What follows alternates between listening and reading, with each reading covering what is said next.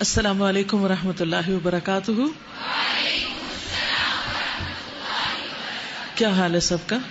الحمد للہ.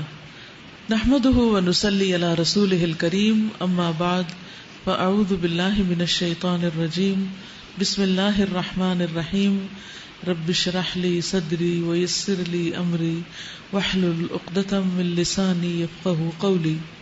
رمضان والعشر الاواخر. اگرچہ رمضان سارا ہی عبادت کا مہینہ ہے، مگر اس کے آخری عشرے کی عبادات کی خاص فضیلت بیان ہوئی ہے.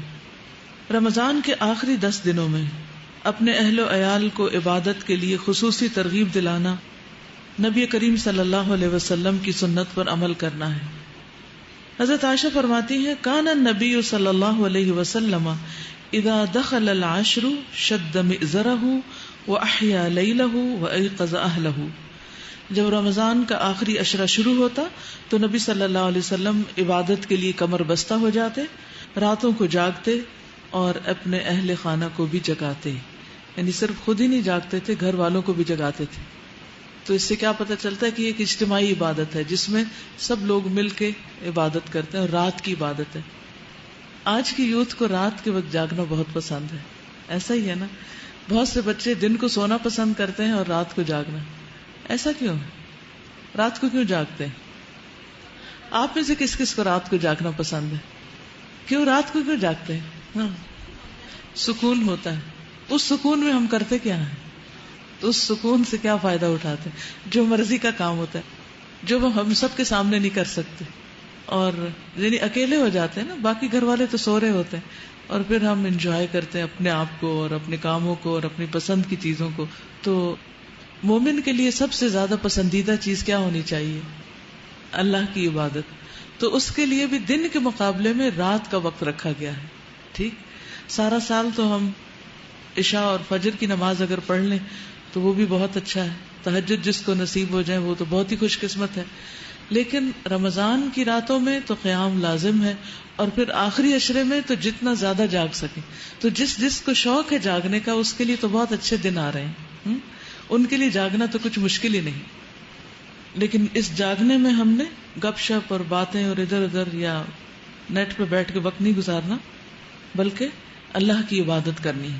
ایک اور روایت میں حضرت عائشہ بیان فرماتی ہیں، کان رسول اللہ صلی اللہ علیہ وسلم یجتہد فی العشر الاواخر ما لا یجتہد فی غیرہ. کہ رسول اللہ صلی اللہ علیہ وسلم عام دنوں کی نسبت آخری عشرے میں خوب محنت اور کوشش کرتے. عربی کے الفاظ کہتے ہیں ما لا یجتہد فی غیرہ، جتنا کبھی آپ کسی اور وقت میں کرتے نہیں تھے. یعنی ایسی کوشش اور محنت اور ایسی عبادت کسی اور وقت میں نہیں ہوتی تھی. تو اس سے کیا پتہ چلتا ہے کہ ہم نے اس کے لیے خاص طور پر پلاننگ کرنی اور زیادہ سے زیادہ اس وقت کو اچھی طرح گزارنا ہے. آپ صلی اللہ علیہ وسلم حضرت فاطمہ اور حضرت علی کا دروازہ بھی کھٹکھٹاتے اور فرماتے، الا تقومانی فتصلیانی، کیا تم دونوں نہیں اٹھو گے، نماز نہیں پڑھو گے؟ آپ آخری عشرے میں ہر رات مغرب اور عشاء کے درمیان غسل فرما کر خوشبو لگاتے تاکہ عبادات کے لیے تازہ دم ہو جائے. کس وقت؟ یعنی افطار وغیرہ کر کے کھانا کھا کر اور تراویح پڑھنے سے پہلے کے وقفے میں، تاکہ پوری طرح فریش ہو جائے. تو ایون اگر آپ نے پراپر غسل صبح کے وقت لیا ہوا بھی ہو تو اس سنت کو پورا کرنے کے لیے چند مگے پانی کے اپنے اوپر ڈال لیں تاکہ رات آپ کی اور زیادہ فریش گزرے، اچھی گزرے. اب اس میں یہ کہ کرنا کیا ہے، رات کو جاگ کر کرنا کیا ہے، اس کی لسٹ بنا لیں. اس سے پہلے آپ قیام کریں گے تراویح کا، پھر اس کے بعد آپ کچھ اذکار کر سکتے ہیں، تلاوت کر سکتے ہیں، کوئی درس و تدریس کر سکتے ہیں اگر کٹھے گھر میں کچھ لوگ ہیں، کچھ سیکھ سکھا سکتے ہیں. پھر اس کے بعد بیچ میں چائے بھی پی سکتے ہیں تاکہ جاگ سکے. پھر اس کے بعد یہ ہے کہ پھر دوبارہ قیام کریں اور پھر فجر پڑھ کے پھر کیا کریں، پھر آرام کریں. ان راتوں میں لمبی دعائیں بھی مانگیں، ٹھیک ہے، کیونکہ دعاؤں کی قبولیت ہوتی. اسی میں طاق رات ہے، اسی میں جبریل اور فرشتے اترتے ہیں اور سب کو دیکھتے ہیں کہ کون کون عبادت کر رہا ہے، اور جو عبادت کر رہا ہے اس کو بخش دیا جاتا ہے. تو دعائیں جو ہیں اب ماشاءاللہ کافی آپ کے پاس کلیکشن ہو گئی ہے. ان دعاؤں کے علاوہ آپ کی پرسنل دعائیں، آپ زندگی میں کیا بننا چاہتے ہیں، آپ اپنی آخرت کیسے چاہتے ہیں، آپ اپنے ماں باپ کے لیے کیا چاہتے ہیں، بہن بھائیوں کے لیے کیا چاہتے ہیں، اپنے بچوں کے لیے کیا چاہتے ہیں، امت مسلمہ کے لیے کیا چاہتے ہیں، اپنے ملک کے لیے کیا چاہتے ہیں، یعنی اپنی ذات سے شروع کر کے پوری دنیا تک آپ کا دل کیا چاہتا ہے کہ کیا ہو، تو اس سے متعلق آپ خوب خوب دعائیں کریں. ٹھیک ہے، اس کو اگر لکھ لیں. میں نے ایک چھوٹی سی ڈائری بنائی ہوئی ہے، تو اس میں جب مجھے کوئی دعا یاد آتی ہے، جب میرے اندر کوئی طلب پیدا ہوتی ہے، تو اس میں لکھ لیتی ہوں کہ اللہ مجھے یہ عطا کر.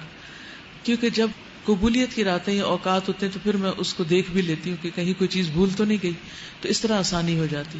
یا حج عمرے وغیرہ پہ جاتے ہیں تو اس میں بھی پھر وہاں جا کر بہت زیادہ ذہن پہ زور نہیں ڈالنا پڑتا، سوچنا نہیں پڑتا کہ کون کون سی دعائیں مانگنی، وہ سب ساتھ ہی لکھی ہوئی ہوتی ہیں.